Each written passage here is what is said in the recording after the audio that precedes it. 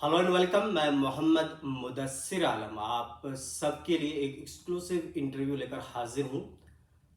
आप में से कई स्टूडेंट्स ने सवाल पूछा था कि central university of south Bihar के बीएससी एग्रीकल्चर प्रोग्राम जो कि इसी साल से लॉन्च हुआ स्टार्ट हुआ है उसके बारे में मैं आपको जानकारी दूं। आपके सवाल लगातार आ रहे थे ईमेल के थ्रू। तो हमारे साथ आज खास गेस्ट मौजूद हैं। इनका नाम है डॉक्टर गौतम कुमार, जो department of life science central university of south Bihar में हैं। और साथ ही साथ ये जो नया कोर्स है एग्रीकल्चर डिपार्टमेंट में फिलहाल डॉक्टर गौतम ही कोऑर्डिनेट कर रहे हैं। नमस्कार डॉक्टर गौतम, आपका स्वागत है। और जो भी व्यूवर्स है, जो स्टूडेंट्स हैं जिन्होंने एडमिशन लिया है एकेडमिक सेशन 2023-24 में central university of south Bihar के बीएससी एग्रीकल्चर प्रोग्राम में जी, उसके बारे में आप हमें थोड़ा सा ब्रीफ में बताया कि ये बीएससी एग्रीकल्चर प्रोग्राम है क्या और यूनिवर्सिटी ने क्या क्या तैयारी की है इस कोर्स के लिए।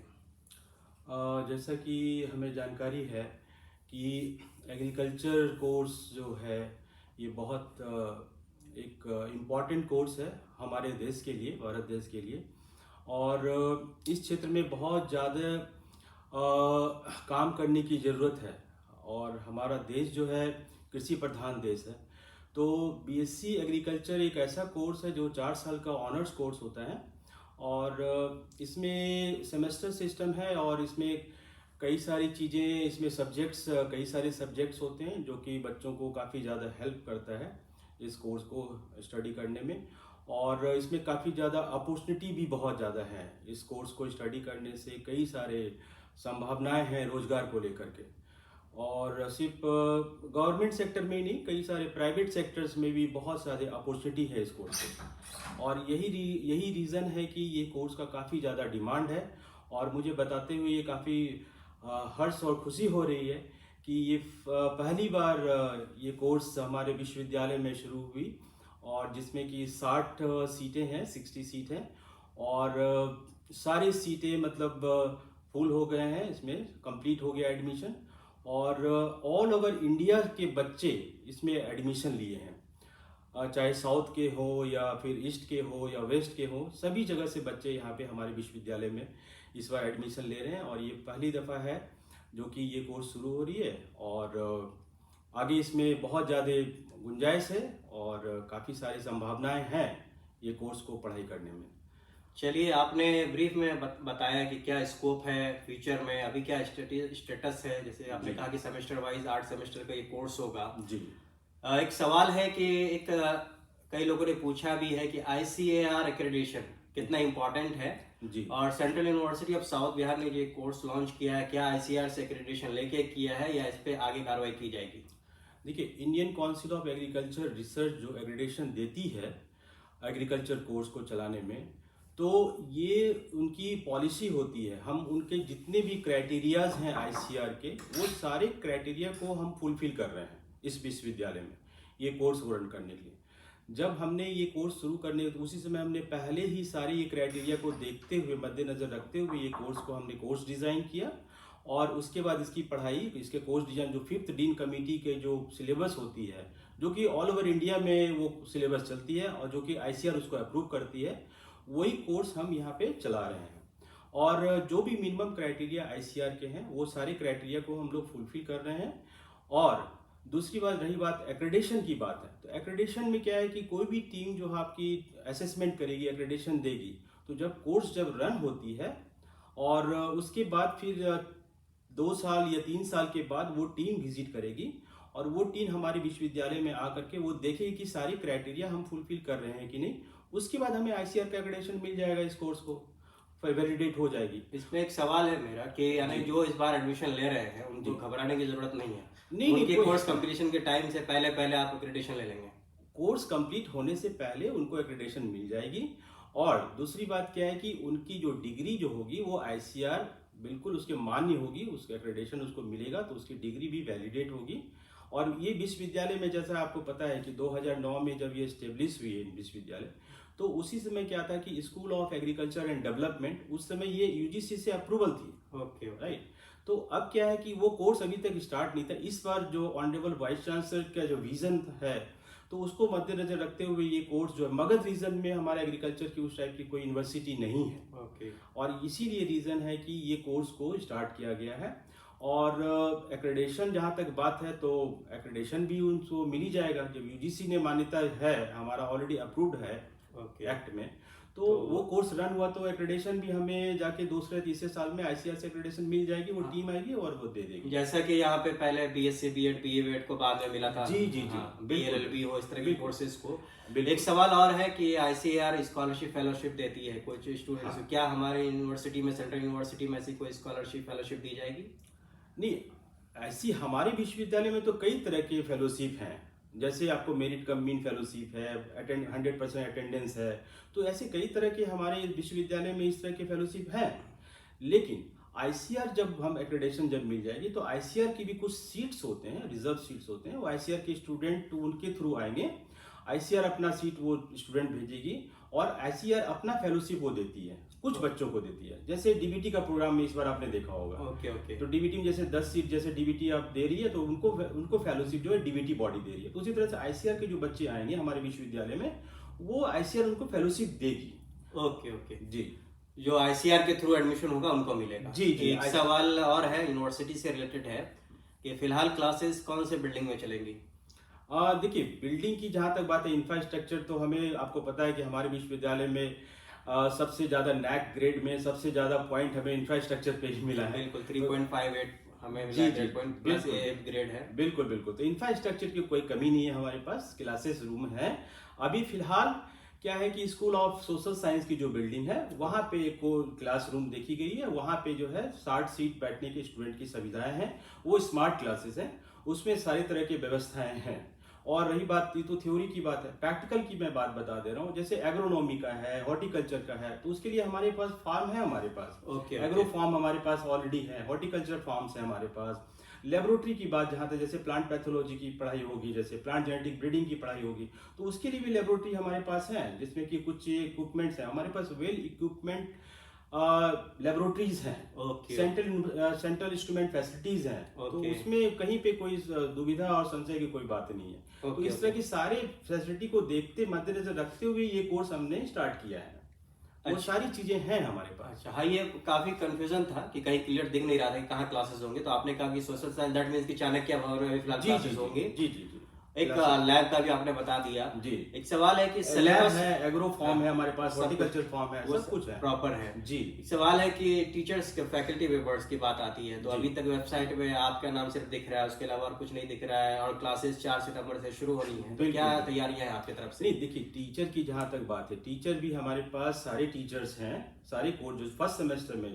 अभी तो और टीचर, नए टीचर भी आएंगे डिपार्टमेंट ऑफ एग्रीकल्चर में, school of agriculture and development के अंतर्गत एक डिपार्टमेंट है, एग्रीकल्चर डिपार्टमेंट ऑफ एग्रीकल्चर। उसमें कई सारे टीचर आ रहे हैं, प्लांट जेनेटिक ब्रीडिंग के टीचर आ रहे हैं, एग्रोनॉमी के टीचर आ रहे हैं, हॉर्टिकल्चर के टीचर आ रहे हैं, और बाकी जो भी चीज़ें, और भी चीज़ें, जैसे कुछ चीज़ें जैसे एलिमेंट्री कोर्सेज हैं, फंडामेंटल, जैसे इंग्लिश का कोर्सेज है, मैथमेटिक्स का कोर्स है, केमिस्ट्री, सॉइल साइंस है।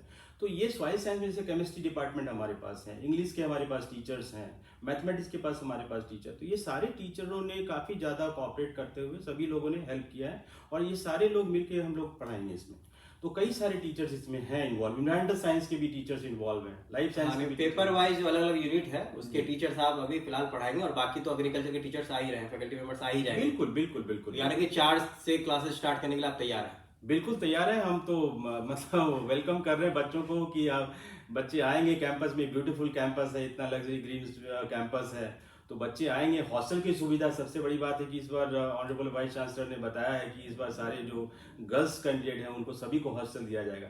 तो ये बहुत बड़ी अच्छी बातें हैं कि मतलब स्टूडेंट को भी हम जो एकोमोडेशन दे रहे हैं इस बार, दे रहे हैं पूरा। और ये 600 बेड्स बढ़े हैं, बिल्कुल, तो बिल्कुल, काफी बिल्कुल, चीजें होंगी, और 60 आपने कहा कि एडमिशन फुल हो चुका है, और बिल्कुल, मैक्सिमम गर्ल्स को हॉस्टल मिल ही जाएगा। बिल्कुल बिल्कुल।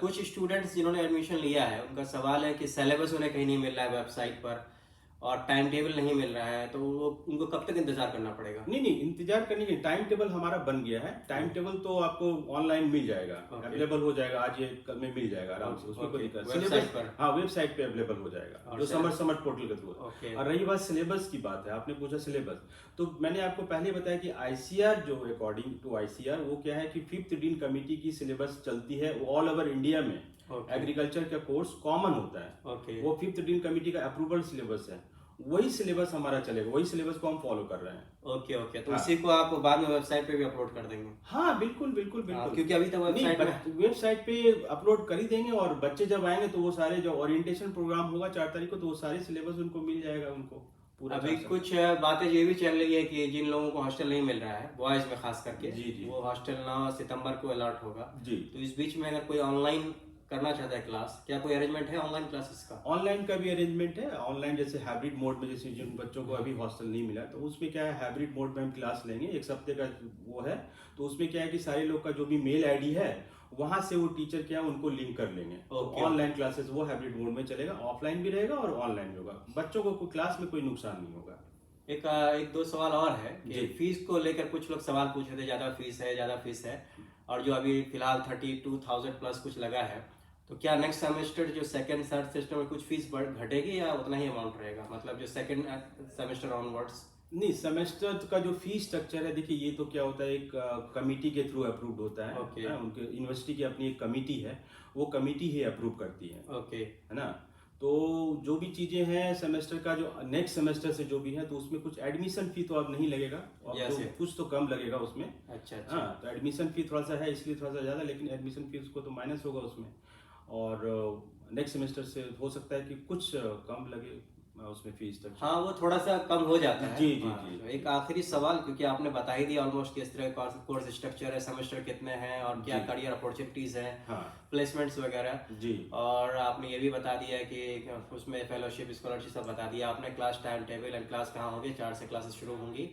एक सवाल ये भी है कि क्या ये जो आपका सिलेबस है इसमें इंटर्नशिप की जो अपॉर्चुनिटी वो कहाँ पे रखी गई है, इंटर्नशिप का प्रोविजन कौन से सेमेस्टर में रखा गया है? इंटर्नशिप देखिए इसमें होता है कि जो 3-4 साल का ये कोर्स है, तो उसमें क्या होता है कि चौथे साल में वो बच्चे जो आके उसमें इंटर्नशिप करते हैं। ओके। तो उसमें चौथे साल में क्या होता है कि उनको फील्ड वर्क है, सोशल कुछ लेकर के, मतलब दैट मीन्स कुछ विलेज का कुछ फील्ड वर्क होता है, या कोई बच्चा मान लीजिए इलेक्टिव लेकर के एक्सटेंशन, एग्रीकल्चर एक्सटेंशन का कोई कोर्स करना चाहता है, तो सोसाइटी बेनिफिट को लेकर के उस तरह से विलेज में जाके बच्चे भी इंटर्नशिप का कुछ कोर्स करते हैं। कुछ जो है यदि मान लीजिए कि हार्डकोर यदि मॉलिक्यूलर लेवल पे काम करना चाहते हैं, तो उसके लिए क्या है कि टीचर्स आएंगे, वो इलेक्टिव कोर्सेज होंगे उसमें, और चौथे साल में इंटर्नशिप की क्लास होगी।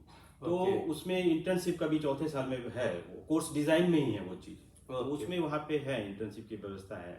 तो उसमें भी मतलब कई जगह पे जा सकता है, वो डिपेंड करता है बच्चों के ऊपर, बच्चे का जो चॉइस रहेगा उसके अकॉर्डिंग वो Internship कर सकता है। बिल्कुल बिल्कुल बिल्कुल बिल्कुल बिल्कुल। अब प्लेसमेंट को लेकर के, जैसा मैंने आपने पूछा मुझसे कि प्लेसमेंट को लेकर, देखिए मैंने आपको पहले ही बोला कि कई सारे अपॉर्चुनिटीज हैं एग्रीकल्चर कोर्स में। मैं खुद एग्रीकल्चर किया हूँ, Okay. तो मैं जानता हूँ कि इस कोर्स में काफ़ी ज़्यादा, नॉट ओनली गवर्नमेंट सेक्टर में, प्राइवेट सेक्टर में भी कई सारे अपॉर्चुनिटीज हैं, और गवर्नमेंट सेक्टर में भी कई सारे रिजर्व जो सीट्स होते हैं, कुछ रिजर्व मतलब पर्टिकुलरली एग्रीकल्चर के लिए होता है। ओके। जैसे कि कुछ बैंक्स होते हैं, तो बैंक में क्या है कि एग्रीकल्चर ऑफिसर ही जाएंगे वो, ओके। तो उसमें है। उसके बाद फिर क्या है कि जैसे नबार्ड का अपना एक जो बैंक है, नबार्ड बैंक अपने आप में है, नेशनल बैंक एग्रीकल्चर का जो है, उसमें भी जो है एग्रीकल्चर के ही स्टूडेंट जाते हैं।